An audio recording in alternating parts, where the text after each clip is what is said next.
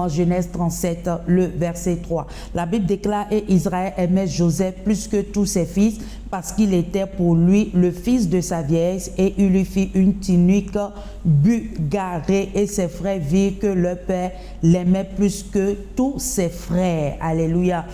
Lorsque tu as la marque de distinction, le Seigneur met une marque de différence entre toi et les autres. Et on voit un peu cela dans la vie de Joseph. Donc aujourd'hui, nous allons parler de la distinction. La distinction, c'est une démarcation, c'est une différence, c'est une particularité qu'on a, une manière d'être élégante ou bien remarquable. Voilà. On voit un peu comment Dieu a mis sa marque de distinction sur Joseph. Le premier, c'est que quand tu as une marque de distinction, le Saint-Esprit est toujours avec toi. Le deuxième point, tu as une particularité.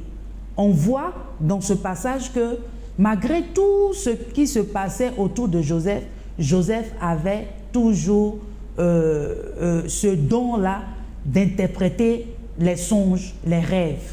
Le troisième, quand tu as la marque de distinction, tu dois fuir le péché. Et on voit cela dans le chapitre 39, où Joseph a fui le péché avec la femme de Potiphar. Donc c'est très important aussi de fuir le péché. Le quatrième point, tu ne dois pas chercher à aider Dieu. Joseph pouvait dire que parce qu'on l'a pris, ses frères l'ont vendu, ils l'ont envoyé en Égypte et après ça, il allait travailler comme esclave, après ils l'ont envoyé en prison, après et toutes ces choses. Il pouvait dire qu'il allait chercher un raccourci, mais il ne l'a pas fait.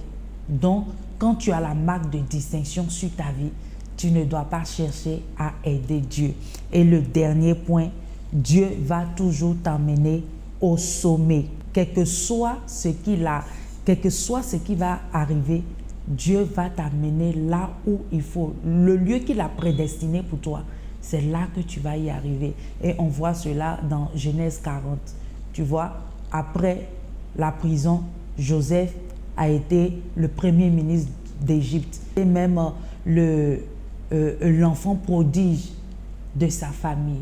Les troubles dans lesquels tu te trouves actuellement, quel que soit ce qui est en train de se passer dans ta vie, sache que tu as la marque de distinction sur ta vie. Et quand tu as cette marque-là, le Seigneur est avec toi. La seule des choses, laisse-le te conduire.